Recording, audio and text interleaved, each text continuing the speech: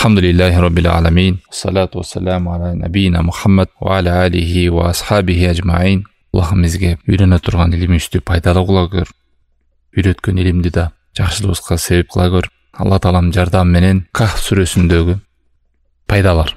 Ошо ар бир аяттагы максаты, ичиндеги камтылган маанисиндеги хидаяттарын алуу. Хидаят дегени ошолдон өзүбүзгө жол, багытын, көрсөтмөсүн, пайдаларын алып, практикалык жолдо ошодо ишке ашыруу.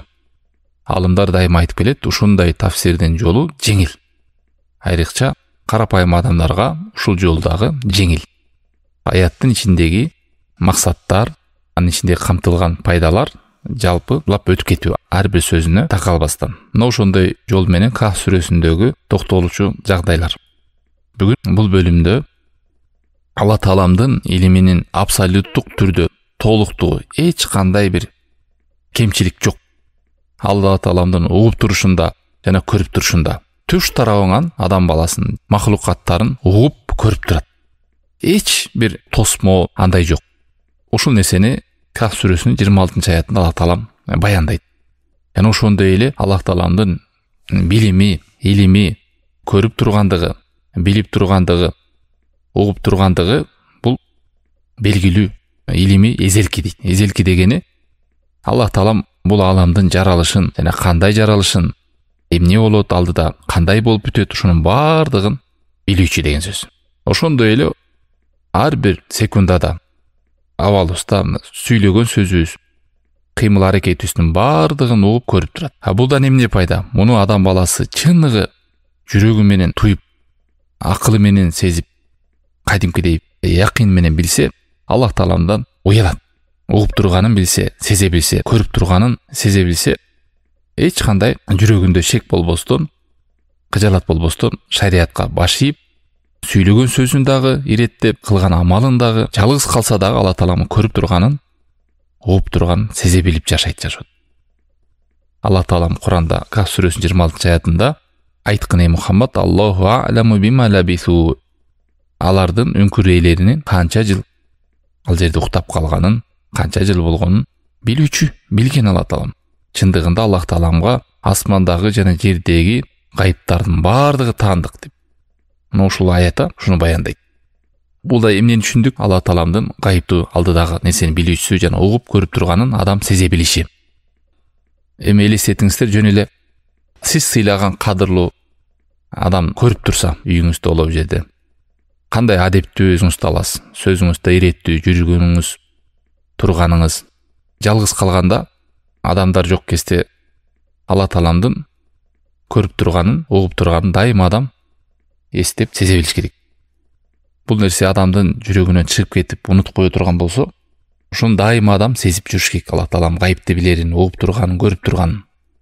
Андан кийинки бөлүмдө аль-хукму куллуху лилла. Көзөмөлгө алуу, Аллахтын өкүмү баардыгы Аллахка таандык. Өкүмдөр Аллах Тааламга таандык.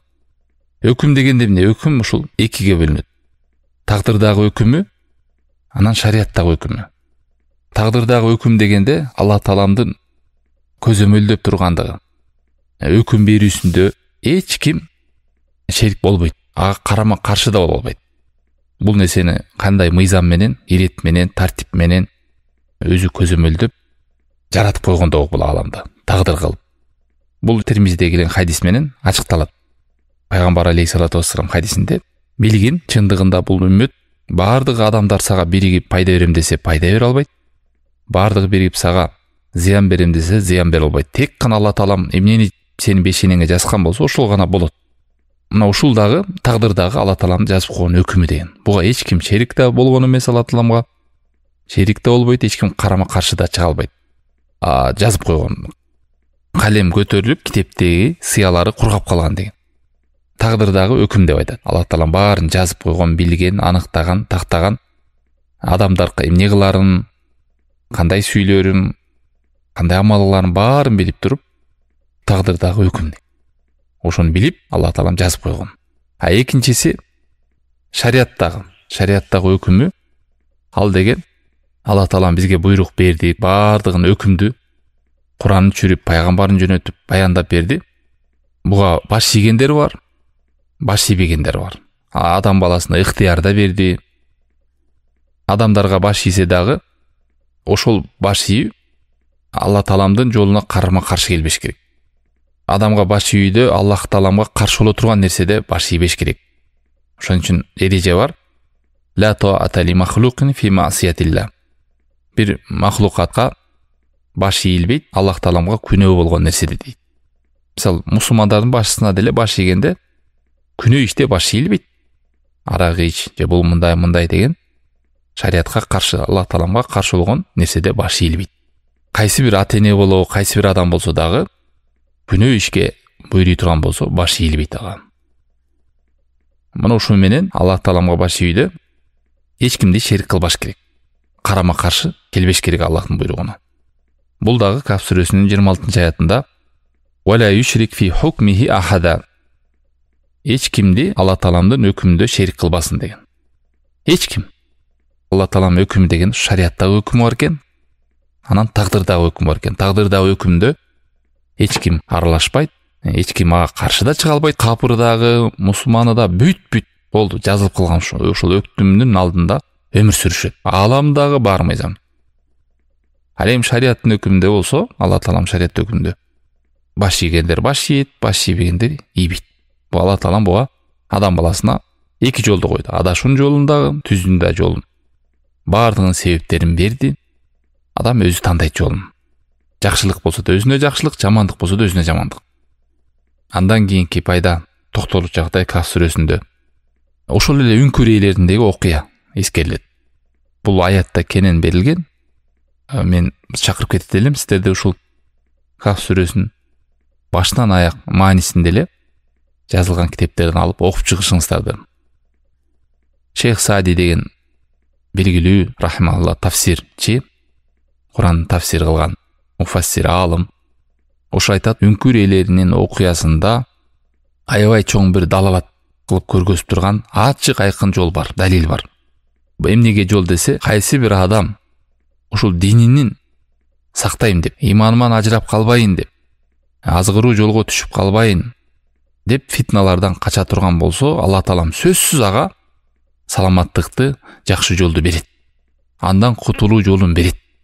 Ва анна ман хариса алал афия афахуллах.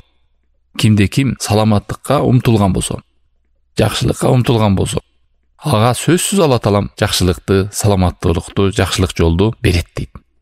Кимде ким Алла Тааламга бет алган болсо, Алла Таалам аны өз коргосуна алат. Ва жаалаху хидаятан ли гайрихи. Жана башкаларга дагы аны бир чоң өрнөк кылып, үлгү кылып, түз жолдоруна түшүшүнө себеп кылып коет дейт. Оман тахаммала зулла фи сабилихи ва ibtigha'i mardati. Кимде ким Алла Тааламдын жолунда өзүн кыйналса да сабыр кылып, Аллахтын ыраазылыгын каалай турган болсо, жашоодо ушул буйрукту аткарып, тыйгандан тыйылып жүрүш бул оңой нерсе эмес да. Өзүнүн кайсы бир деңгээлде кыйынчылыгы бар, сабыр кылыш керек.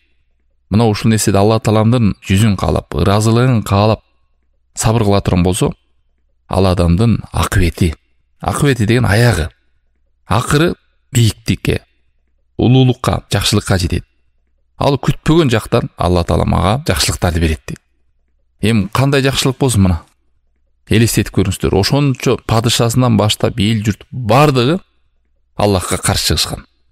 Кимде ким ибадат кыла турган болсо жалгыз Кудайга, аны өлтүрөбүз деген.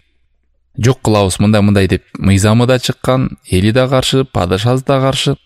Онго жетпеген балдар эмне кылышты? Айылдан качып чыгышты. Биздин үй бүлөбүз эмне болот? Анан бул жакта кетип калсак курсагыбыз ачык болуп калат, мындай болуп калат, тиндей болуп калат эмес. Ушул динин сактап калалы деп алар капырчылыкка кирип кетпейли деп качышты. Мына ошолорду кыямат кайымга чейин Алла Таалам эскерип койду. Болбосо бул Мухаммад алейхиссалату вассаламдын үммөтүндө болгон жок. Бул байыркы канча кылым мурун.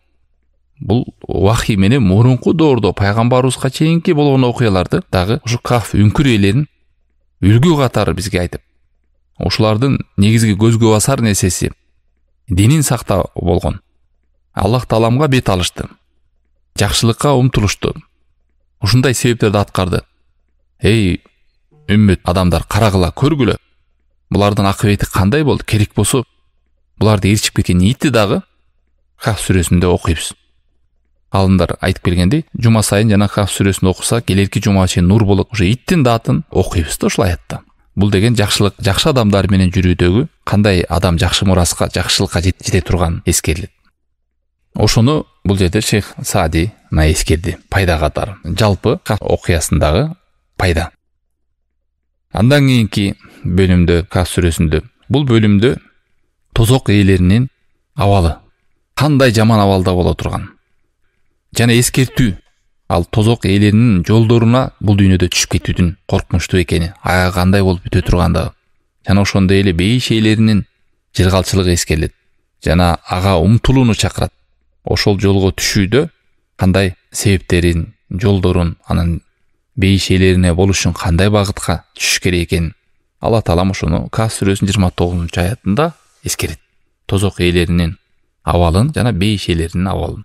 Вакулил хакку мин роббикум, айткын, Роббиңден келген акыйкатты айткын. Фаман шаа фалюмин ва ман шаа фалякфур. Ким кааласа момун болсун, ыйманга келсин, ким кааласа капыр болсун. Бул деген ыктыяр берип, кааласаң капыр бол, кааласаң момун бол деген сөз эмес. Бул өтө коркутуу. Жакшылык жолдо жүрсөң өзүң үчүн, жаман жолду тандасаң да өзүң үчүн. Өзүң гана зыян табасың, капыр болсоң. Момун болуп, ыйманда жүрсөң өзүң гана бакытыңды табасың дегендей, бул коркутуу тарабынан ыктыяр берип, экөө тең жакшы, өз ыктыярыңда демократия дегендей нерсе эмес бул. Инна атадна лиз-залимин нарана хата бихим сурадиқуха. Андан кийин улап айтып атат, биз чындыгында залымдарга туш тарабынан камтыган тозокту даярдап койдук. Ал жерден алар жардам сураса дагы жардам берилбейт. Ал жерде күйүп бышып, беттери тозокко малынган абалда күйүп жанышат дейт.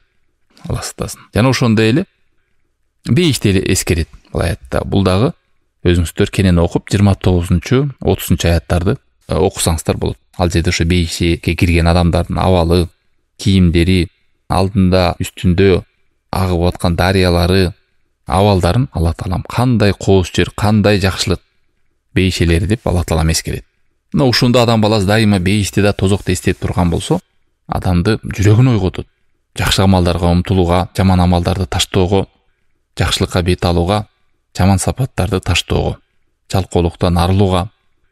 Андан кийинки бөлүмдө Кахф сүрөсүнүн.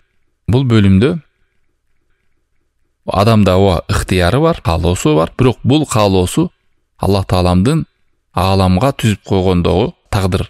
Алла Тааламдын ааламга коюп койгон өзүнүн каалоосу менен жазып чийип койгон тагдырынан чыгып кетпейт адамдын каалоосу дейт. Бул деген сөз адам эмнени кааларын, кайсы жолду тандаарын Алла Таалам билген, ошол нерсе менен жазып койгон. Ошол эле 29-аятында айткын, Роббиңден келген акыйкатты. Ким кааласа момун болсун, ким кааласа капыр болсун дегенде. Бул жерде жана жогоруда айткандай Алла Таалам ыктыяр берген адам баласына. Бирок ыктыярды кааласаң капыр бол, кааласаң момун бол дегенде айткан жок. Бул жерде Алла Таалам катуу эскертип атат. Эскертүү же коркутуу да бар. Бирок адамдын каалоосу жогоруда айткандай Алла Тааламдын каалоосунан оозуп кетпейт же адан ашып кетпейт. Кандай кааласа да ошо Алла Тааламдын ааламда жазып койгон тагдырынын каалоосунун алдында болот. Кээ бир адамдар түшүнбөй эле ушул жерден ойт берет. Алла Таалам жазып койсо, андан бейишти биз умтулуп не кылабыз, аракет кылып, ар кимибиздин тагдырыбыз жазылып калганда тозокко бара турган жолубуз же бейишке бара турган жол жазылып калса, анда амалдын эмне пайдасы бар деп. Жок. Сиз кайдан билесиз каяка баратканыңызды? Сиз себебин аткарышыңыз керек. Алла Таала мына жеңилдетип берди. Ким каяктын амалын кылып аткан болсо, ошол жака баратат. Тозоктун адамдарына тозоктун амалдары жеңил болот. Бейиштин адамдарына бейиштин амалдары жеңил болот. Алла Таалам бизге каалоону берди, ыктыярды берди, өзүнүн деңгээлдеги күч кудуретти берди, ошо акылды берди, жүрөктү берди, сестин деп, мени берди, истесин деп, ошол менен өзүңүз жолуңузду тандайсыз. Анан мен тагдырым кандай болуп жазылган, мен билбейм да ошон үчүн эмне кылам амалды дебеш керек. Жашоодо деле ырыскын Алла Таалам адамдарга ар кандай берген. Бирок ошондой болсо да адамдардын баардыгы аракеттин үстүндө ырыскы табайлы деп. Бирөө аябай тырпалактап көп иштейт, бирөө аз табат. Бирөө аз иштейт, көп табат. Бул насип деп коебуз го. Bir adam 10 жыл, 15 жыл иштейт, bir adam 1 жыл иштейт, тигин 15 жыл иштеген таап алат. Тагдыр. Ошого карабастан адам не кылат? Умтулат, иштей берет. Жазып койгон ырыскысын адамдар эч ким билбейт, кимге кандай жазылган. Болбосо канча аракет кылса деле, бешенесине жазган ырыскыдан ашык ала албайт. бирок себебин аткарып атат адамдар. Ошондой эле бейишке барууда да, акыретке умтулууда баардыгыбыз аракеттин үстүндөбүз. Кимге кандай амал каяка бара турган болсо, ошол жактын амалы жеңил болот деген белгилүү нерсе.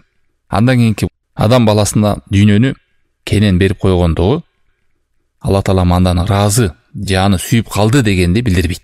Көп капырлар же болбосо көп кейбир түшүнбөгөн адамдар ушинтип таразалап алат. Баланча намаз окуп алса деле, динде деле бекем эмес, бирок дүйнөдө телегей тегиз чачылып келип атат. Алла Таала андан жакшы көрөбү? Мен намаз окуйм, диндемин, имандамын, деги эле ишим жакшы чыкпайт. Ушинтип тараза кылып алгандар. Бул тараза эмес. Алла Тааланы сүйүп калгандыгы, же ыраазы болгондугунан далил эмес. Бул балким наоборот дүйнөнүн кадыр баркы жок экенине кабар берет. Себеби дүйнөнү Алла Таалам жакшы көргөн кулуна да, жаман көргөн кулуна деле бере берет. Ал эми иманды, сойлих амалды туш келди адамга бере бербейт. Чынчыл умтулган адамга берет. Жакшылыкка умтулган, акыретке, Аллахка умтулган, ыраазылыгын табайын деген адамга берет. Ошон үчүн пайгамбарлар эң чоң балеге душар болушкан.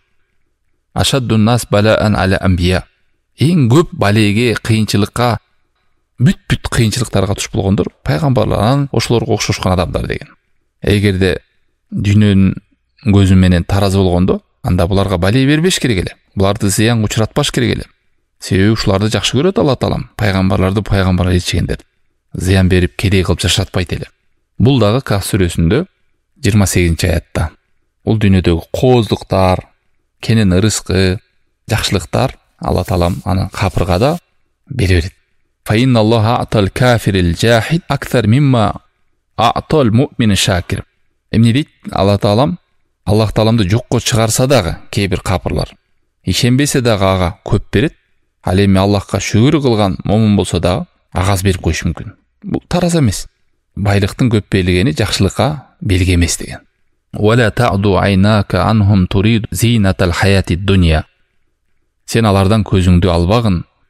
Пайгамбар алейхиссалату вассаламга буйруганда, кедейлер менен болгон, алар менен жакын жүргүн, байманаптар, иманга келбегендер, өзүнүн байлыгына ошого таянып, мунукулар ушин түшүнгөн да, эгер бул дүйнөдө биз бай болсок, акыретте деле биз жакшылыкты болобуз.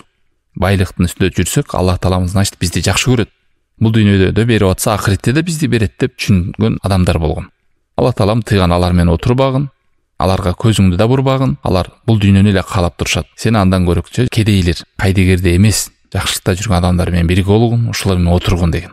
Ал эми тиги байлыгына таянгандар, өздөрүн акылдуу туткандар, алардын жүрөктөрү кайдыгер, иштери бар чаржайт деген да. Бул 28-аят Кафта.